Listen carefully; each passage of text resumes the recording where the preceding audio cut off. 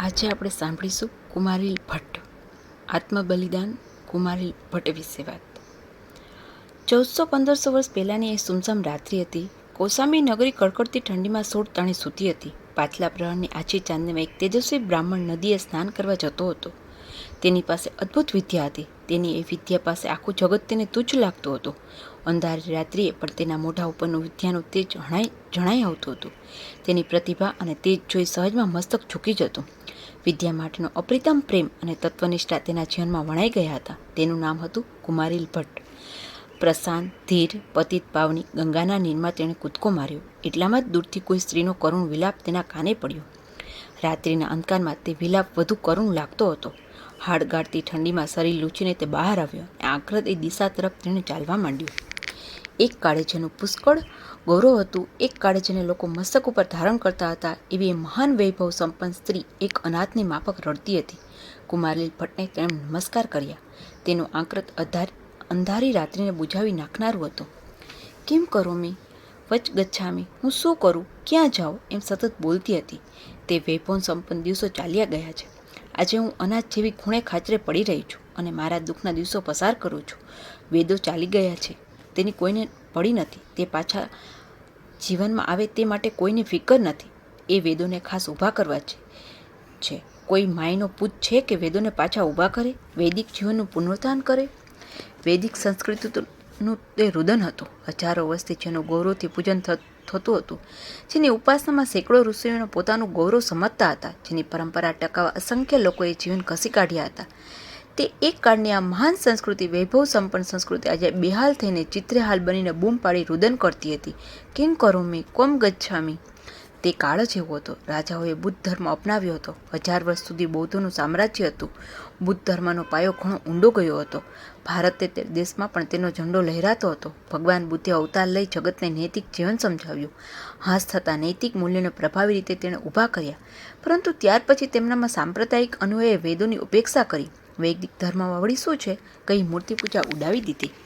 બુદ્ધ ધર્મે વૈદિક ધર્મનો, વૈદિક સંસ્કૃતિનો હાસ કર્યો. લોકોની વેદો પરની નિષ્ઠા ઉડાવી દીધી અને મૂર્તિ પૂજા ખલાસ કરી.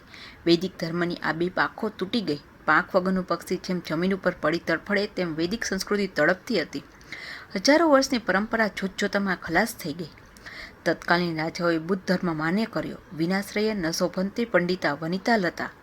એ યુક્તિમાં માનનારા કહો ને, એ યુક્તિ બનાવનાર પંડિતોએ રાજાનો વિરોધ ન કર્યો. તેમણે બુદ્ધ ધર્મ અપનાવ્યો અને આંધળું અનુકરણ કરનાર બહુજન સમાજને તો ખ્યાલ પણ ન રહ્યો કે ક્યારે અને કેમ તે બુદ્ધ ધર્મ અનુસરતો થયો. આજે પૂછો, વેદ શબ્દ કોઈને ખબર છે? હા, કોઈ મહાભોગની અટક વેદ હોય છે ખરી. એટલા પૂરતો વેદ શબ્દ કાને પડ્યો હશે. બાકી તો 2 ભજન કર્યા એટલે પતી ગયું.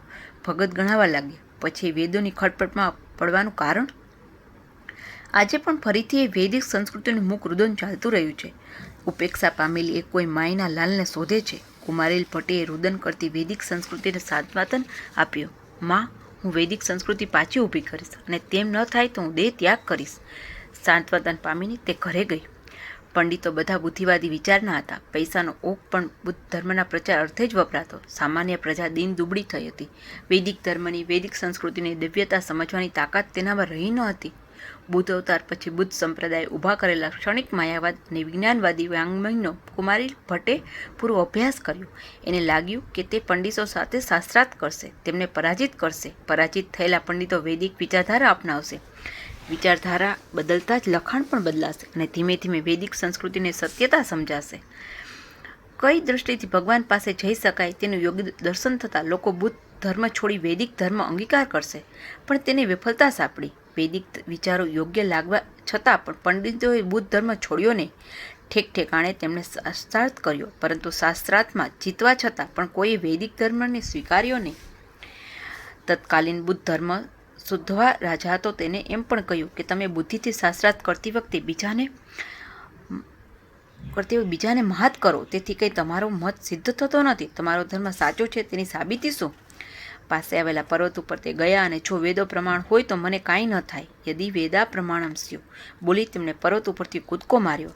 આ ગંભીર કસોટીમાંથી તે અણિશુદ્ધ બહાર આવ્યા. ફક્ત ભાષિક સંદેહના કારણે તેમની આંખને થોડી ઈજા થઈ. એમને વેદો ઉપર સત્તર આનાનો વિશ્વાસ હોવો જોઈતો હતો. પરંતુ તેઓ એમ બોલેલા, જો વેદો પ્રમાણ હોય, એમાં જો શબ્દ એક આના જેટલી પણ શંકા પ્રદર્શિત કરે, તેથી તેમને એ નાની ઈજા થઈ. જેમ પત્નીમાં 15 આનાનો વિશ્વાસ ન ચાલે, 15 આના પતિવ્રતા એ સ્ત્રી પતિવ્રતા ન ગણાય, તેમ સાંસ્કૃતિક કાર્યોમાં, પ્રભુ કાર્યમાં 15 આના વિશ્વાસ ન ચાલે, તેમાં પણ 17 આનાનો વિશ્વાસ જ હોવો ઘટે. કુમારીલ ભટ્ટના આ ચમત્કારની પણ લોકમાનસ ઉપર કંઈ અસર ન થઈ. વર્ષોથી ચાલી આવેલી પરંપરા છોડવા કોઈ તૈયાર ન હતા.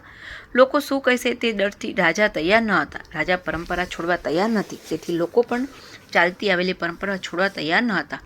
પંડિતો રાજાશ્રય છોડવા તૈયાર ન હતા. મહદનો આશ્રય છોડી પ્રભુનો આશ્રય લેવા તેમની તૈયારી ન હતી. કનકને વરેલા પંડિતો કાંચનહીન થવા માગતા ન હતા. રાજાને તાલે કઠપુત્રીની જેમ નાચનારા પંડિતો ચીલો છોડવા તૈયાર ન હતા. રાજ દરબારમાં જેમને શ્રેષ્ઠતા જોઈએ છે એવા બુદ્ધિ વેચી નાખેલા પંડિતો અને વૈભવ સંપન્ન માણસો હંમેશા ઢીલા જ હોય છે. એમનામાં કશું કરવાની છૂટવાની તમન્ના હોતી નથી. સત્તાવાન જેટલો નબળો, દુબળો અને બીકણ તો કોઈ જ નહીં હોય. તે સમાજની આંખે જુએ છે, લોકો તરફ તેની દ્રષ્ટિ હોય છે, લોકોની નજરમાંથી ઉતરી ન જાય તે માટે જ તેની સતત દોડધામ ચાલ્યા કરતી હોય છે. કોઈ ઋષિ તપ કરે એટલે ઇન્દ્રને ડર લાગે. આવા પૌરાણિક પ્રસંગમાં બહુ ઊંડું રહસ્ય હોય છે. ઇન્દ્ર સત્તાધીશ છે, વૈભવ સંપન્ન છે, પોતાની સત્તા જવાનો તેને સતત ડર હોય છે. સત્તા ટકાવવા સતત જાગૃત રહે છે. પરિણામે એકાદ ઋષિ તપ કરવા લાગ્યો કે એના ડર પેઠો જ કે મારી સત્તા ઝૂંટવી લેવા તો તેનું આ તપ નહીં હોય ને, અને તેનું તપ ભંગ કરવા એકાદ અપ્સરાને મોકલી આપે. આવા બીકણ સત્તાધીશો સમાજનું શું ભલું કરવાના હતા? સમાજની ધારણા બદલવામાં તેમનું ગજું નહીં. શ્રીમદ આદ્ય શંકરાચાર્ય કહે છે તેમ પુત્રાદિ ધનભાજા ભીતિ. વૈભવશાળી પણ બીકણ હોય છે. તેમને કીર્તિની ભૂખ હોય છે. લોકોને જે જોઈએ, લોકોને જે ગમે તે માટે પૈસા ખર્ચવા એ શેઠશ્રીનું કામ હોય, એનો જ આ લોકમાન્ય થવાય ને. પછી ભલે ને શેઠની પીઠ પાછળ લોકો ગાળો આપે. ટૂંકમાં સત્તાધિકારી, વૈભવ સંપન્ન પંડિતો અને બહુજન સમાજ એક યા બીજે કારણે પકડેલી પરંપરા છોડવા તૈયાર ન હતા. કુમારીલ ભટ્ટના દિવ્ય ચમત્કારની પણ લોકમાનસ ઉપર ઊંડી અસર ન થઈ. મહા મહિનામાં પ્રયાગમાં બુદ્ધ ધર્મનું સંમેલન ભરાયું હતું. પરધર્મીઓને પણ તેમાં આવવાની છૂટ રાખવામાં આવી હતી. ભારત વર્ષમાંથી ધર્માચાર્યો ભેગા થયા હતા. ભારતભરનું માખણ ત્યાં એકત્રિત થતું હતું. એ બધા પંડિતો અને મહાપંડિતોની વચ્ચે કુમારીલ ભટ્ટે ઊભા થઈ નિર્ભયતાથી પડકાર ફેંક્યો. એકત્રિત થયેલા પંડિતોને તેમણે કહ્યું, શા માટે તમે સમાજને બગાડો છો? હજારો વર્ષથી ચાલી આવેલી પરંપરા છોડી સાંસ્કૃતિક હાસ શા માટે કરો છો? બૌદ્ધ પંડિતો સાથે તેમણે શાસ્ત્રાર્થ શરૂ કર્યું. બૌદ્ધ પંડિતો ચર્ચામાં હારવા લાગ્યા.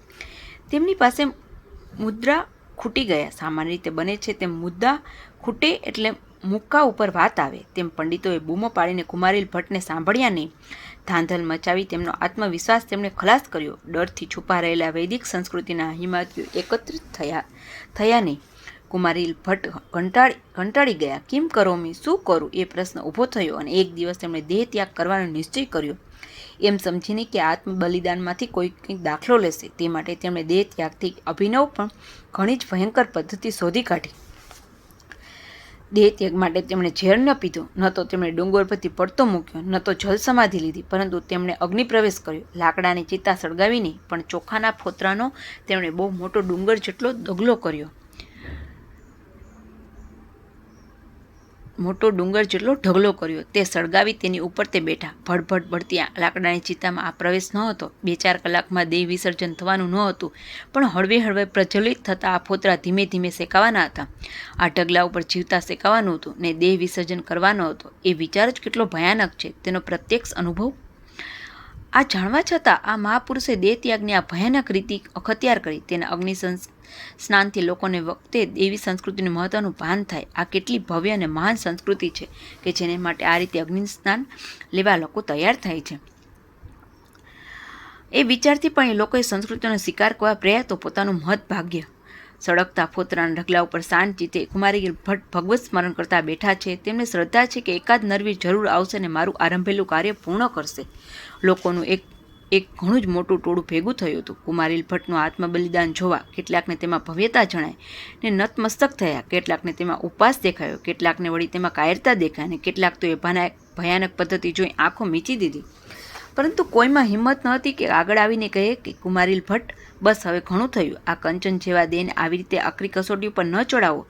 અમે તમારી પડખે છીએ. તમારું આદરેલું અમે પૂરું કરીશું, પણ હવે આ બસ કરો. અમારાથી આ સહન નથી થતું. આ અનર્થ જોવાતો નથી. કુમારીલ ભટ્ટનું આત્મબલિદાન ચાલુ હતું. લોકો આવતા જોતા પોતાના અભિપ્રાય વ્યક્ત કરતા અને વિખરાતા. બીજા નવા લોકો આવતા અને તે પણ વિખરાતા. ગામ આખામાં એક જ ચર્ચા ચાલતી હતી કુમારીલ ભટ્ટના આત્મબલિદાનની. એક દિવસ લોકોના એ ટોળામાં એક અતિ તેજસ્વી યુવાન સંન્યાસી આવે. તેણે લોકોને પૂછ્યું, આ શું ચાલે છે? એક પંડિતનું આત્મબલિદાન છે, એકે જવાબ આપ્યો. અને છતાં પણ કોઈને કંઈ લાગતું નથી. પણ શાને માટે તે બલિદાન આપે છે? સંન્યાસી બોલ્યા, સંસ્કૃતિ માટે મરે છે. વૈદિક સંસ્કૃતિ સમાજમાં પાછી ઊભી થાય તે માટેનું આત્મબલિદાન છે. આ સાંભળી સંન્યાસી આવેશથી ટોળામાં ઘૂસ્યો. ટોળામાંથી આગળ નીકળી કુમારી ભટ્ટ સામે આવી ઊભો. એક મહાન તેજસ્વી પંડિતને આ રીતે સંસ્કૃતિ માટે આત્મબલિદાન આપતો જોઈને સંન્યાસીનું મન દ્રવી ઉઠ્યું. તેણે તેમને મનોમન વંદન કર્યા.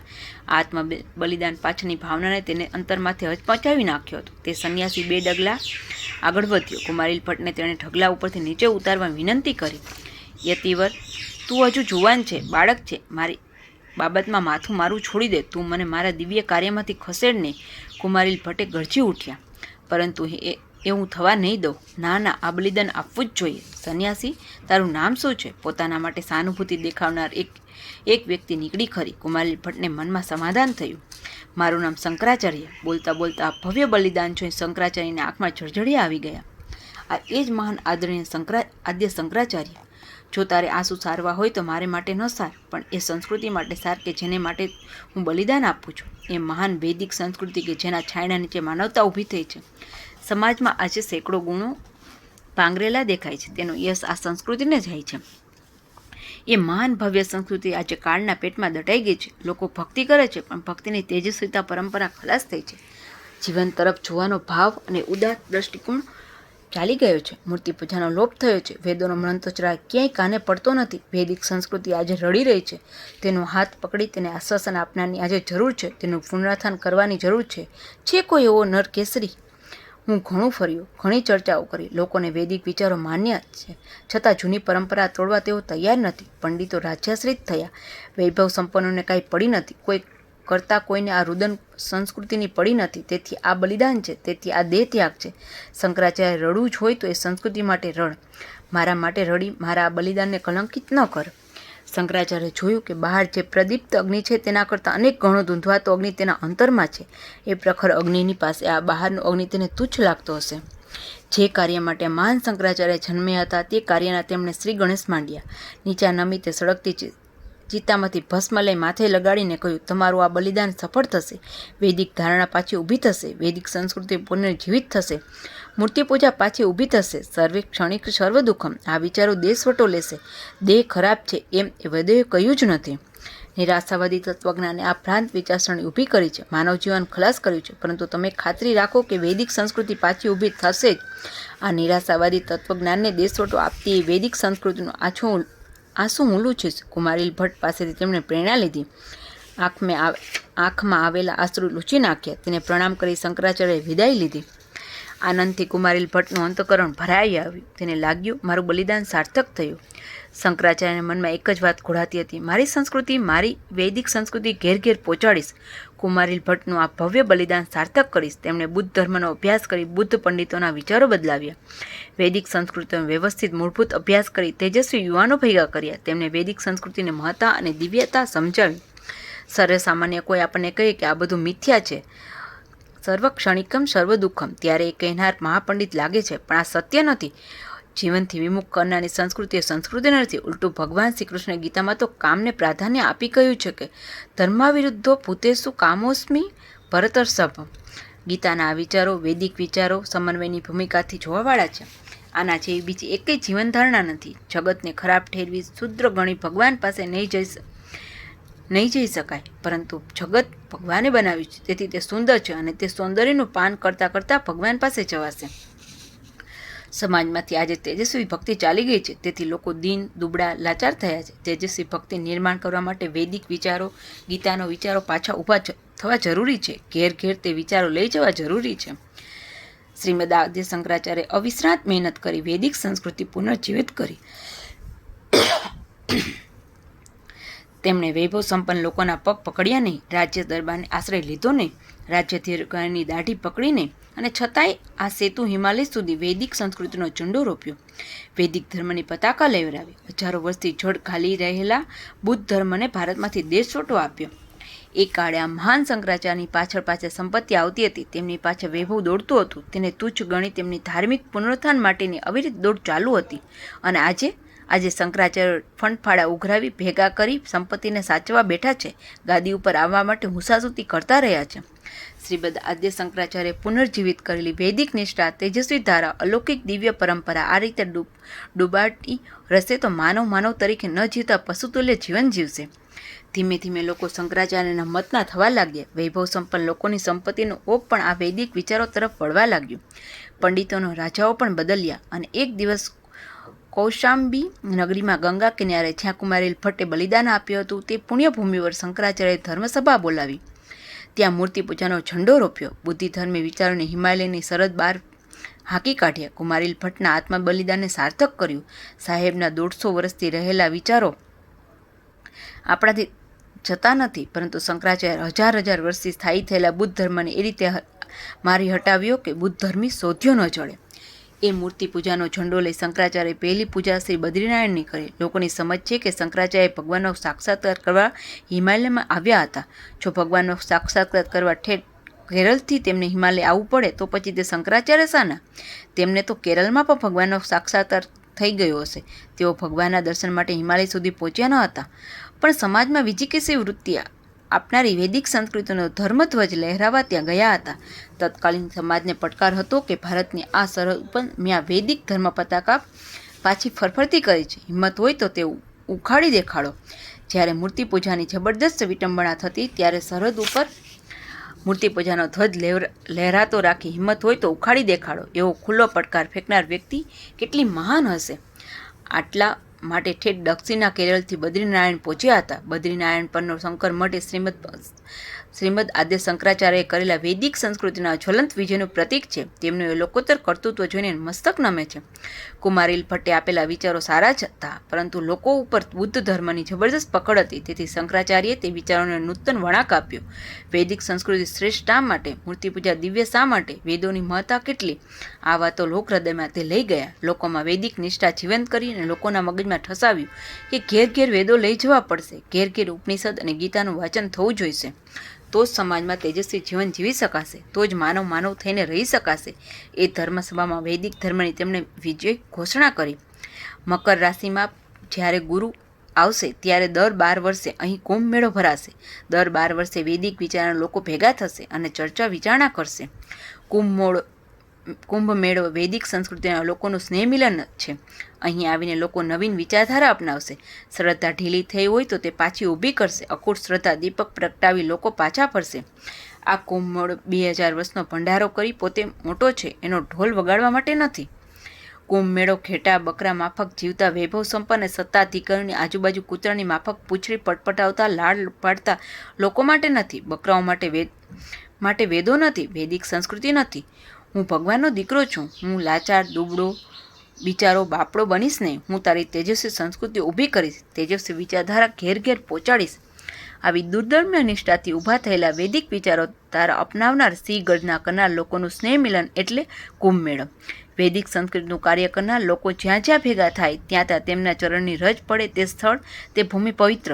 ડૂબતી રહેલી સંસ્કૃતિનું પુનરુત્થાન કરવા, પ્રભુ માટે, પ્રભુના વિચારો માટે ઢીલી થતી શ્રદ્ધાને મક્કમ કરવા જ્યાં જ્યાં લોકો ભેગા થાય તે તીર્થસ્થળ આવા અનેક તીર્થોના ભારતવર્ષ એક મહાસંગમ બનશે. તો જ કુમારીલ ભટ્ટનું આત્મબલિદાન સાર્થક થયું ગણાશે. તો જ શંકરાચાર્યએ પુનર્જીવિત કરેલા વૈદિક વિચારો તેમની પતાકા ચિરકાલ માટે લહેરાતી રાખી શકાશે. આ મહાસંગમ નિર્માણ કરવાનું યશ ભગવાન આપણને સર્વને આપે. અસ્તુ.